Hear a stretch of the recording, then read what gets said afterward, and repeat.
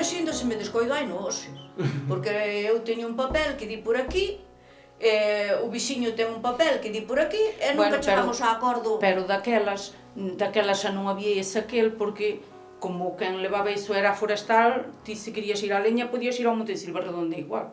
No, pero o veciño non che dicían nada. Os lindes estaban, porque os papeles son de antigo e os lindes ainda. Moito antes da forestal, que había... Claro, pero refiero-me a que non che...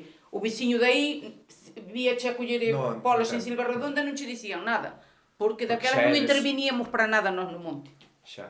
Pero antes deso, eses lindes viñan de atrás e nos montes privados tamén de moi atrás? Ou cando se partiron para as casas? No, aquí o monte privado era meu pai moi pequeno, porque contaba que iba el a facer o cierre, que o fixeron con pedras, e contaba que tiría 14 ou 15 anos. E nasceu no 25. Eso o privado.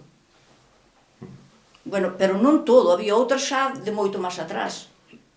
Claro, pero había montes deses privados que se cerraron daquela, que ainda estaban abertos para todos. Sí. E como fixeron para ir cerrando aos veciños, cada un? No, iban en conxunto, e depois repartiron veu unha persona que entendía deso para medir e todo, e fixeron as partillas. Claro, que non houve moito problema, conflito dos veciños. Non, aquí a cativo, pois no cativo 4 partes, eran 4 por repartir, eu según contaron. Aí é mellor e máis ese cacho, pois outra vez, a todo largo para os 4, é así.